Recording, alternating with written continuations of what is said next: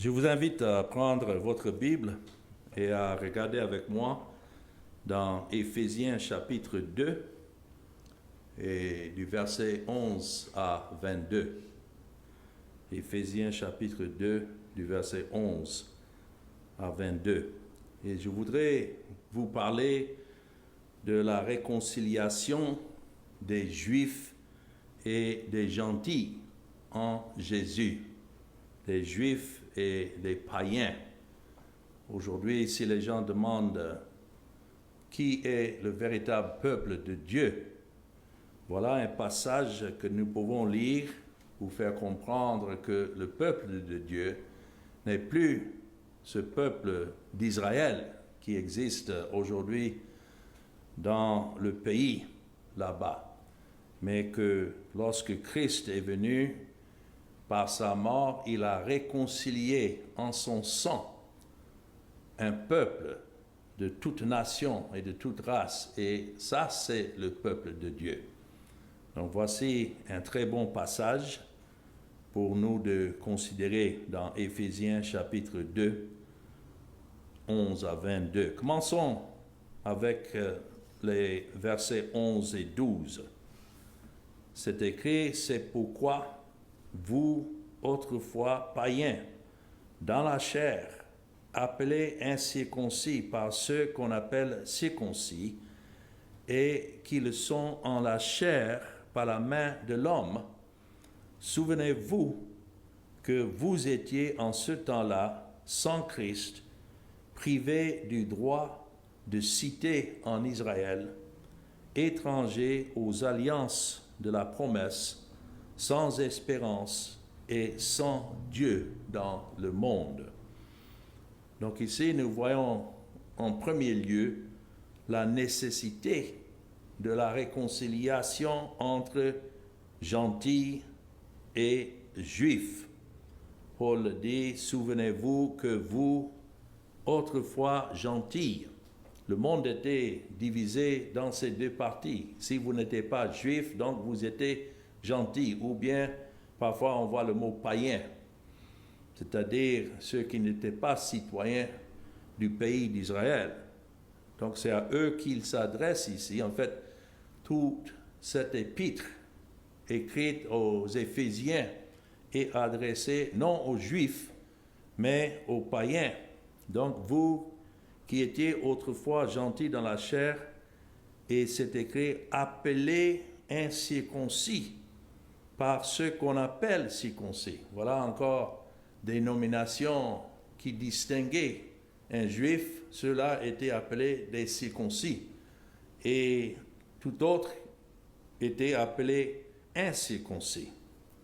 Donc, c'était nécessaire dans l'œuvre de Christ de réconcilier tous ceux qui étaient choisis par Dieu le Père et de les unir en Christ dans un seul corps, qu'on appelle aujourd'hui l'Église. C'est l'Église qui est le véritable Israël de Dieu. Donc, l'œuvre de réconciliation de Dieu avec Dieu, ce n'est pas seulement entre Dieu et un individu. C'est vrai, il y a des individus qu'on appelle les élus, mais il y a un peuple uni, et ce peuple a en commun l'œuvre de Christ et le sang de Christ versé à son égard.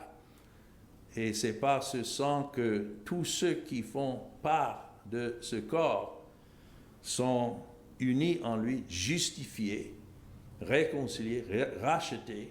Voilà différents termes que nous voyons. Donc, c'est en cela que nous voyons ce groupe de personnes, juifs comme gentils, qui étaient au temps de Paul, et il y avait beaucoup de différences entre les deux, mais en Christ, ils étaient unis. Rappelons-nous que Paul était un juif, mais le Seigneur l'a suscité pour aller prêcher aux gentils. Donc, c'est ça le ministère qu'il avait de démontrer aux gentils qui n'avaient pas la loi, qui ne faisaient pas partie de l'histoire d'Israël, mais en leur prêchant ils ont vu qu'ils étaient tout de même des membres du corps de Christ, quoiqu'ils ne le connaissaient pas jusque-là. Quand il dit qu'il est appelé incirconcis par ceux qu'on appelle circoncis, les gentils, réellement par ceci, étaient dans une situation désespérée, étant étrangers. Voilà comment ils sont décrits ici dans le verset 12. Étrangers aux alliances, les alliances que Dieu a faites avec Abraham et David dans l'Ancien Testament. Ceux-là étaient ignorants de ces alliances que Dieu a faites avec ses pères d'Israël, et donc sans espoir et sans Dieu. Cela montre qu'ils étaient non seulement séparés géographiquement ou politiquement du peuple d'Israël, mais spirituellement. Ils étaient morts et donc ils n'avaient pas l'accès à Dieu comme Dieu avait donné aux Juifs à travers les sacrifices et le tabernacle, le temple. Avant de venir à Christ, les gentils ici sont décrits comme sans Christ, sans patrie, sans amis, et sans espoir et sans Dieu. Et je dois dire que cela décrit chacun de nous, même quoiqu'élu par Dieu avant la fondation du monde, jusqu'au moment où nous sommes attirés à Christ pour le connaître, nous sommes dans le même état spirituellement. Sans espoir, l'absence d'espoir face à la mort est amplement attestée ici dans les Écritures. Sans Dieu dans le monde. Cela ne veut pas dire que Dieu n'existait pas, mais on ne le connaissait pas.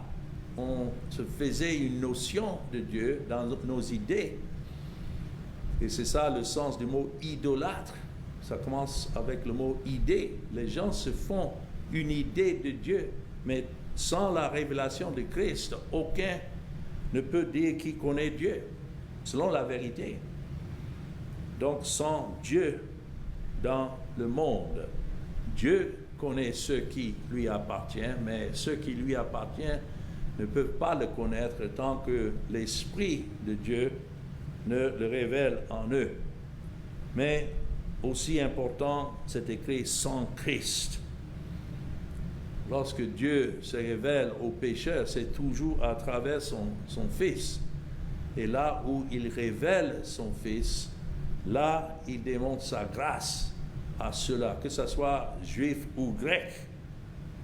Mais simplement d'entendre ces mots, sans Christ, je ne sais pas pour vous si ça vous trouble, mais je vivais des années sans vraiment savoir que j'étais sans Christ. J'ai grandi dans un milieu où on parlait du Christ, on lisait la Bible, mais je ne connaissais pas le Christ de la Bible. Il a fallu une œuvre extraordinaire de la grâce de Dieu dans mon cœur pour révéler Christ en moi. Et lorsqu'il a plu à Dieu de révéler Christ en moi, comme Paul atteste, selon son témoignage, je ne le connaissais pas.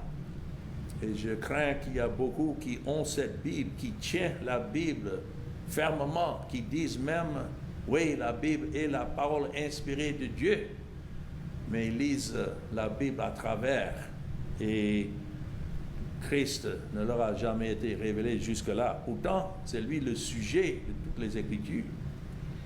Les hommes peuvent prendre la Bible et prêcher sur toutes sortes de sujets, mais si Christ n'est pas révélé en eux, donc ils sont sans Christ, sans savoir ses bénédictions spirituelles, sans lumière. Tout ce qu'on peut dire de Christ peut remplacer avec ces synonymes, sans paix, sans repos. Voilà l'état de beaucoup qui font profession de connaître Christ, mais qui continuent à œuvrer, à agir à vouloir être acceptés devant Dieu par leurs efforts, mais ils sont sans Christ, donc sans repos. Et en fait, sans sécurité et sans espoir. Alors, ils sont sans la connaissance de Christ. Le mot Christ signifie le oint de Dieu.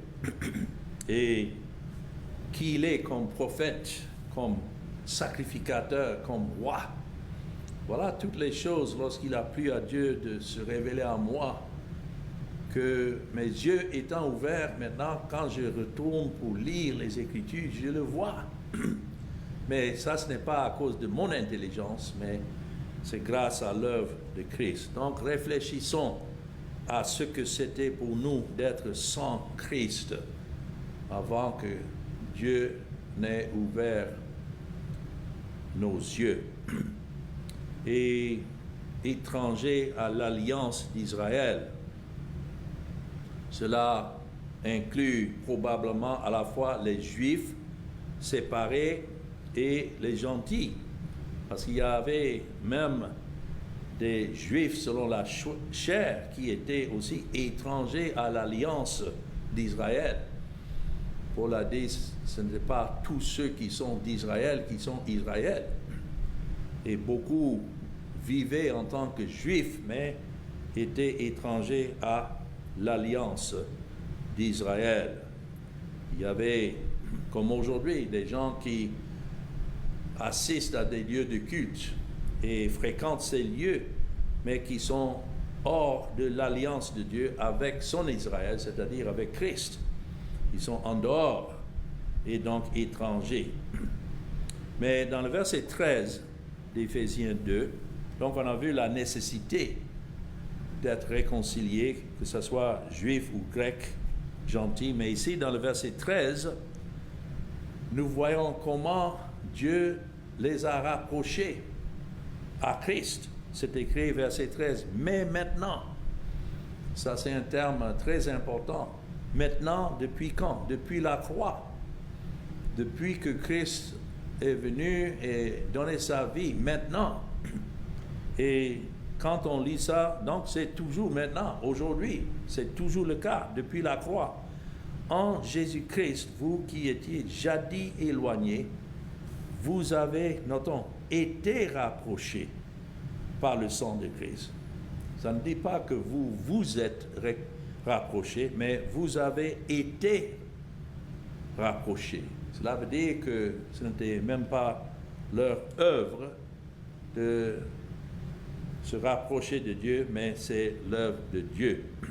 Donc, mais maintenant en Jésus-Christ, les gentils qui sont maintenant en Jésus-Christ, et cela m'inclut, parce qu'à ma connaissance, je n'ai pas même un goût de sang de juif en moi. Je suis un gentil pur, si vous voulez. Mais maintenant, en Jésus-Christ, je ne suis plus éloigné. Et j'étais rapproché de Dieu, comment? Par le sang de Christ, accompli à sa mort sacrificielle. Vous voyez pourquoi nous insistons sur la croix, toujours dans la prédication, parce que c'est la croix, c'est de la croix que vient maintenant la réconciliation, la rédemption, la justification, la sanctification, et tout cela à la gloire de Dieu. Ce rapprochement se fait uniquement par le sang de Christ. Ce n'est même pas par votre foi personnelle. Il y en a qui pensent ça. Christ est mort, mais c'est à moi maintenant, par ma foi, de me rapprocher. Non. Cela a été fait à l'égard de tous ceux qui sont sauvés, même avant qu'ils ne soient au courant, qu'ils ne sachent que cela s'est passé. Lorsque nous étions encore pécheurs, ennemis, dans nos esprits, Christ est mort pour son peuple. Mais cette réconciliation a été faite uniquement en Jésus, dans sa mort, à la croix. Et il nous faut insister là-dessus. N'est-ce pas ce que ça dit? vous avez été rapprochés, soulignez ça, verset 13, par le sang de Jésus. Ça, ce n'est pas une philosophie, mais c'est une réalité. Beaucoup de gens suggèrent différentes manières de se rapprocher de Dieu. Et certains pensent qu'on peut le faire en observant la loi. Il y a même beaucoup qui se disent chrétiens, qui voient le rapprochement comme une coopération entre ce que Christ a accompli et ce qu'ils doivent accomplir.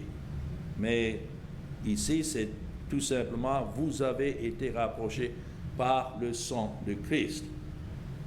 Le seul moyen d'être rapproché à Dieu, donc, est par le sang de Christ. Point final. Il n'y a pas de débat là-dessus. Laissez les autres se débattre, mais nous savons ce que dit la Bible. Ce que le Seigneur Jésus a accompli sur la croix, lorsqu'il a crié de haute voix, tout est accompli, souffrant comme s'il était un pécheur coupable, mais il n'était pas coupable. Mais le péché du peuple de Dieu lui a été imputé. Donc il a souffert comme s'il était un pécheur coupable à la place des pécheurs coupables. Et c'est ça qui les a fait rapprocher de Dieu. C'est ainsi, troisièmement, nous avons vu la nécessité de la réconciliation, nous avons vu la manière de cette réconciliation, mais dans les versets 14 à 16, nous voyons maintenant les faits, le résultat. Tout ce que Dieu fait a un bon résultat. Il n'essaie jamais rien. Dieu n'est pas en train de dire, je vais essayer de sauver. Non, il sauve. Et cela spécifiquement par l'œuvre de Christ. Cela est souligné dans les versets 14 à 16. Il dit, car il est notre paix. Le salut est une personne, c'est Christ. Il est notre paix. Lui qui, des deux, n'en a fait qu'un et qui a renversé le mur de séparation, l'inimitié, ayant anéanti par sa chair la loi des ordonnances dans ses prescriptions, afin de créer en lui-même avec les deux un seul homme nouveau, en établissant la paix, et de les réconcilier l'un et l'autre en un seul corps avec Dieu par la croix. Notons encore, par la croix, et en détruisant par elle l'inimitié. Oh, quelle bonne nouvelle de lire ici que Christ est la paix de son peuple. Jésus lui-même est cette paix. Ce n'est pas simplement qu'il donne la paix, il est la paix. Il n'a pas simplement fait la paix dans un sens entre Dieu et l'homme. Non? Il a établi la paix entre Dieu et les élus que Dieu a choisis. Mais aussi, il a fait la paix entre juifs et gentils. Donc, quand on dit « il est notre paix », quand les gens se demandent comment des gens de différentes races et cultures peuvent s'asseoir ensemble dans un seul lieu et ne pas avoir de conflit, quelle que soit leur différence de culture et de langue, et se réjouir ensemble. La réponse, c'est que Christ est notre paix. Notons, c'est écrit ici dans le verset 14, lui qui des deux. Encore, le monde était distingué entre juifs et gentils. Donc, des deux, il a fait un seul, et notons, a aboli le mur de séparation. L'œuvre de Jésus sur la croix, c'est la fondation. Il n'y a qu'une seule fondation qui a été posée. Il est cette fondation du salut pour le juif et le gentil. Il n'y a donc maintenant plus de mur de séparation entre juifs et gentils. Et gare à nous de vouloir rétablir le mur. Souvent, quand les gens se réunissent, on veut bien mettre certaines tribus d'un côté et d'autres de l'autre côté, pour ne pas qu'ils soient ensemble. Non, Jésus a aboli ce mur dans le temple entre la cour des gentils, qui était la cour devant le temple, qui était ouverte à tout. C'était aussi appelé la cour des femmes, parce que les femmes n'étaient pas acceptées d'entrer plus loin dans le temple. Donc, ils avaient placé un mur et donc une barrière physique, un mur de séparation entre juifs et gentils. Ça, c'est ce que les hommes ont fait de ce temple. Ce n'est pas comme ça que Dieu l'avait établi au début.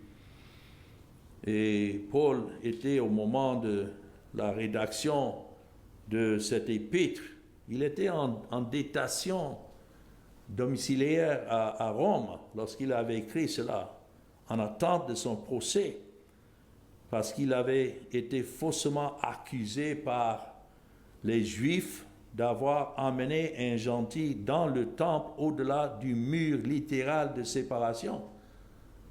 Bizarrement, c'est pourquoi ils l'ont condamné et l'ont conduit devant la justice. Mais cela n'a pas arrêté Paul. Fermer sa bouche. Non, il continue à déclarer et expliquer qu'en Jésus, ce mur n'existe pas. Il ne doit pas avoir de mur de séparation. Le mur de séparation est disparu. Ici, c'est écrit renversé. Verset 14. Il a renversé le mur de séparation. L'inimitié. Ça parle de l'inimitié entre les races. Bien sûr, l'inimitié entre Dieu et ses élus a été effacée dans la mort de Christ, mais ici, il s'agit des relations entre les pécheurs que Christ a rachetés.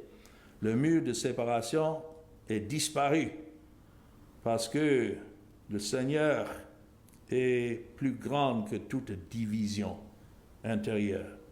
Si le Seigneur Jésus-Christ n'est pas plus grand que toute différence, d'ailleurs c'est lui qui a créé les différences au début, les races, quelle que soit la politique ou bien l'économie, les différences linguistiques, géographiques, tout cela n'a plus d'importance ou de signification. C'est pourquoi nous pouvons aller partout dans le monde et prêcher ce même message, parce que Christ a déjà établi cette réconciliation entre les peuples. C'est pourquoi nous avons ces moments.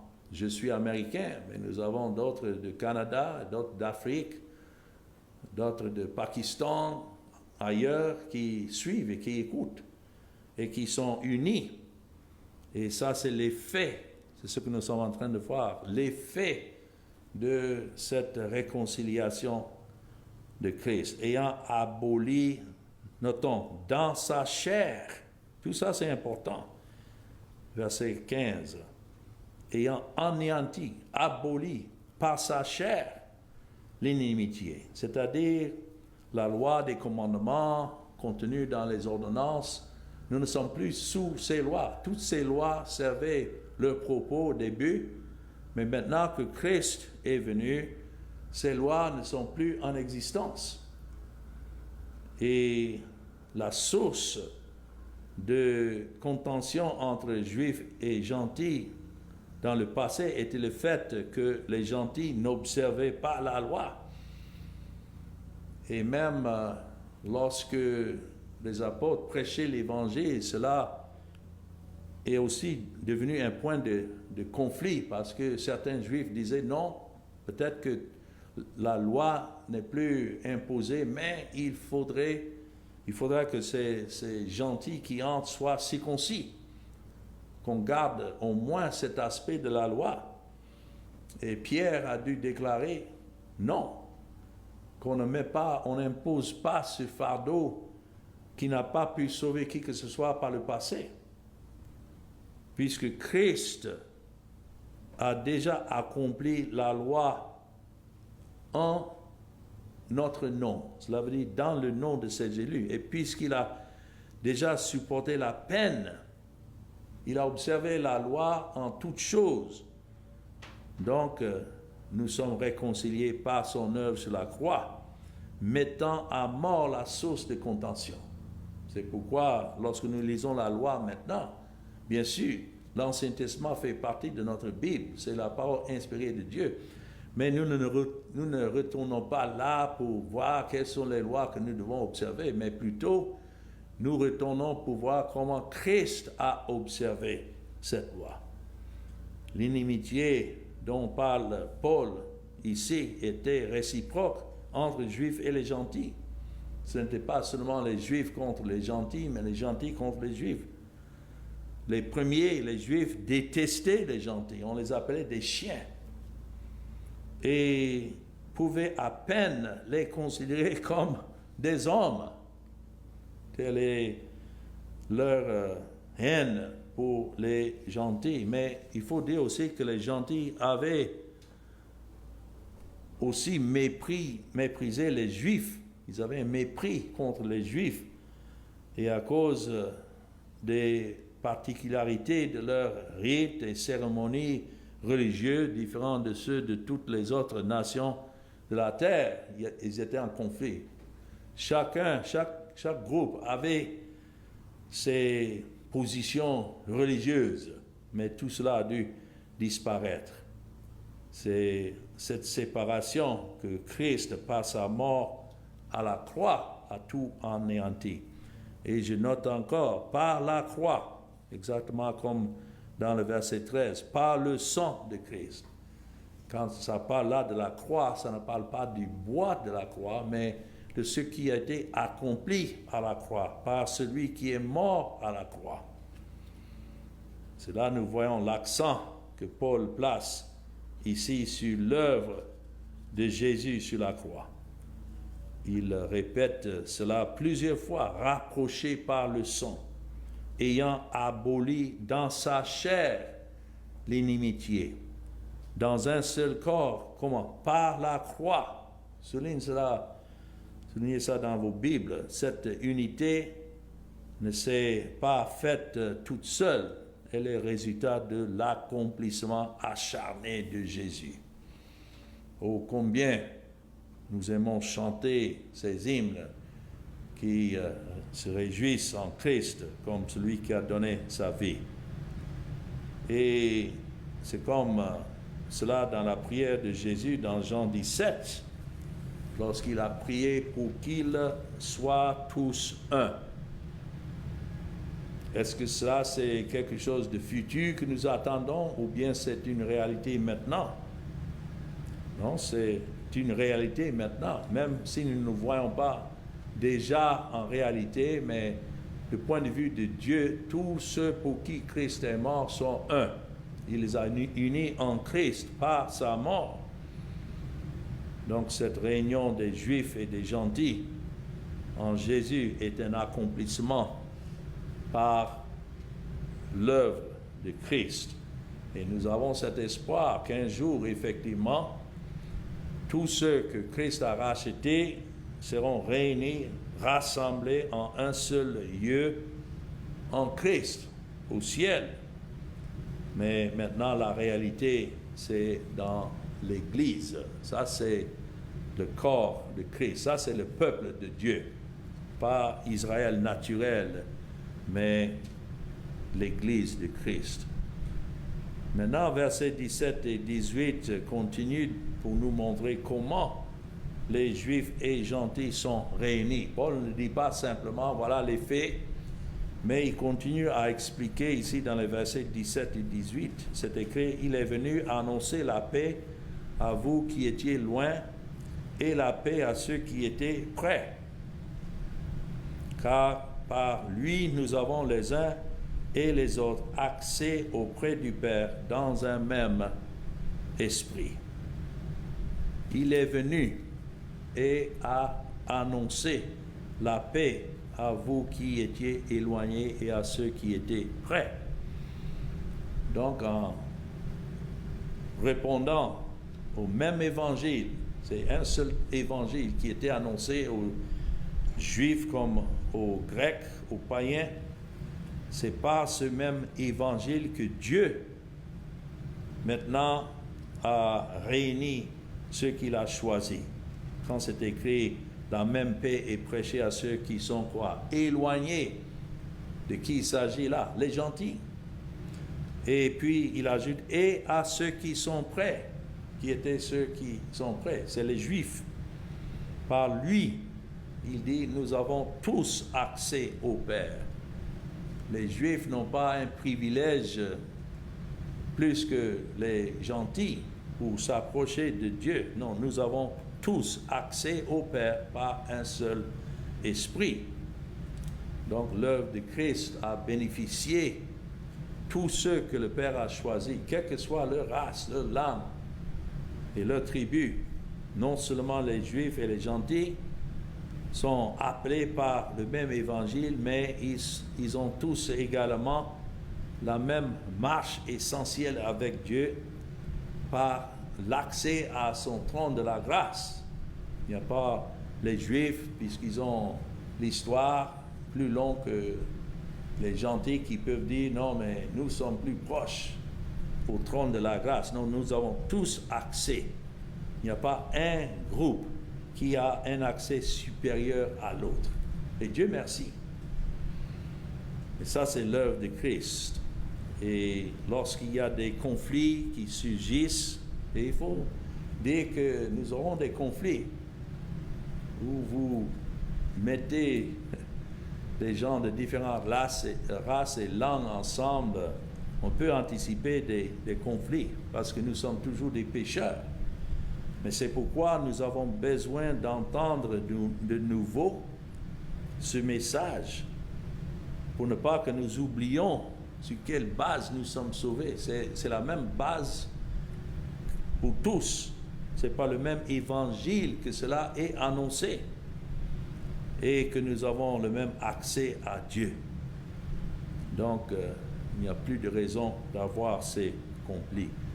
Notons ici le rôle du Dieu trinitaire. Juifs et gentils doivent être présentés à Dieu le Père. Et c'est l'Esprit de Dieu qui œuvre dans leur cœur et les prépare, les attire à Dieu le Père, mais c'est Jésus-Christ lui-même. C'est à lui que l'Esprit attire les pécheurs. Un seul moyen de venir, l'œuvre de Christ. Un seul appel par l'Évangile. Et par une seule manière, l'Esprit de Dieu. C'est pourquoi nous devons avoir confiance chaque fois que nous avons le privilège de prêcher cet Évangile. Que c'est Dieu qui œuvrera pour révéler Christ dans les cœurs de ceux qu'il a rachetés par Christ. Nous ne les connaissons pas. Je ne les connais pas. Quand je prêche, je peux avoir des gens qui semblent être à Christ, mais peut-être qu'ils ne sont pas. Ils sont assis là, simplement en train d'écouter. Laissés à eux-mêmes. Peut-être qu'ils disent Amen de temps en temps, mais cela n'indique pas qu'ils sont ceux que Christ a rachetés. Par contre, d'autres, vous pouvez les regarder et dire, oh, s'il y a véritablement un païen, c'est celui-là. Mais peut-être c'est un élu de Dieu, que ce n'est pas encore le moment où Christ est révélé en eux. Donc, nous continuons à prêcher avec cet espoir que si ils sont élus de Dieu, donc c'est l'Esprit qui les attirera en son temps. Et dans les versets 19 à 22, alors nous voyons, pour conclure, une belle image de l'œuvre de réconciliation de Dieu, tant individuelle qu'entre des groupes. C'est écrit ainsi donc, verset 19, « Vous n'êtes plus des étrangers, ni des gens du dehors, mais vous êtes concitoyens des saints, gens de la maison de Dieu. Vous avez été édifiés sur le fondement des apôtres et des prophètes, Jésus-Christ lui-même étant la pierre angulaire. En lui, tout l'édifice bien coordonné s'élève pour être un temple saint devant le Seigneur. En lui, vous êtes aussi édifiés pour être une habitation de Dieu en Christ. Vous voyez comment est illustrée alors cette réconciliation comme étant ici un édifice ou bien une habitation de Dieu. Ce sont des termes que nous pouvons comprendre, mais il dit, vous n'êtes plus étrangers. Ici, Paul s'adresse aux croyants d'origine païenne et ils ne doivent pas se considérer comme des concitoyens de seconde classe du fait que c'est Dieu qui les a appelés après d'avoir mis la nation d'Israël de côté. Non, il n'y a pas de citoyens de seconde classe dans le royaume de Dieu. Et donc, ils ne sont pas seulement des citoyens à part entière, mais des concitoyens. Voilà comment Paul utilise ce terme dans le verset 19. Sur le même pied d'égalité que tout autre. Édifié, c'est écrit ici, sur le fondement des apôtres et des prophètes. Vous pouvez peut-être dire, oh, mais je pensais que c'était le fondement de Christ. Oui, mais ici, il s'agit du message donné aux apôtres et aux prophètes. Puisque nous sommes un seul corps et nous avons le même accès à Dieu, donc il en découle également que nous sommes tous construits sur un fondement commun. On ne peut pas insister assez là-dessus. Ce fondement est constitué des apôtres et des prophètes originaux, ça veut dire à travers leurs écrits, leurs prédications, de leurs révélations durables que nous avons ici dans la parole de Dieu et maintenant enregistrées dans le Nouveau Testament. Et que personne alors n'ajoute un autre fondement. Quand les gens veulent prendre ces paroles et puis aller construire encore un autre fondement ailleurs, il faut prêter attention et faire attention. C'est en ce sens de poser une fondation de révélation suprêmement autoritaire pour tout le peuple de Dieu. Nous n'avons qu'une seule source d'autorité, c'est cette parole, c'est ce fondement. Il y a bien de commentaires que les gens veulent citer. Non, nous avons la parole de Dieu. Et le fondement est déjà posé, déjà établi. Voilà comment c'est écrit. Vous avez été édifiés sur le fondement des apôtres et des prophètes. Notons, Jésus-Christ lui-même étant la pierre angulaire. Les apôtres et les prophètes n'avaient pas autre message dans l'Ancien Testament que Jésus-Christ et Jésus-Christ crucifié. Voilà tout le message. Donc Jésus-Christ lui-même étant la pierre angulaire. Cette pierre angulaire signifie littéralement le sommet de l'angle. Elle fait référence à la pierre de cap ou de liaison qui maintient toute la structure ensemble. Souvent le nom royal étant inscrit dessus dans les anciens temps. En Orient, elle était considérée comme encore plus importante que le fondement. Intéressant de voir cela. Un autre écrivant sur cette pierre angulaire disait, elle désigne la pierre placée au coin extrême pour lier les autres pierres du bâtiment ensemble et la pierre la plus importante de la structure, cette sur laquelle sa stabilité dépendait. Notre stabilité, la stabilité du peuple de Dieu dépend de Christ, la pierre angulaire. Cela nous dit alors que l'Église est décrite ici comme un bâtiment parfaitement conçu par le grand architecte lui-même, Christ. Alors, ce n'est pas au hasard que ces pierres sont placées, jetées au hasard, quelque part. Non, c'est Dieu qui a arrangé tout cela pour sa propre gloire et ses propres desseins. Oh, quelle joie et confiance cela nous fait de savoir cela. Et donc il dit, vous êtes aussi édifiés ensemble pour être une demeure de Dieu en l'esprit. Ça, c'est vraiment étonnant de lire cela. Verset 22. Lorsque le temple de Salomon a été construit, les pierres étaient préparées dans un endroit éloigné du site de construction du temple. Il était dit qu'on n'entendait pas le bruit même d'un marteau ou d'une hache ou d'autres outils en fer sur elle. Vous pouvez lire cela dans 1 Roi, chapitre 6 et le verset 7. 1 Roi, chapitre 6, le verset 7.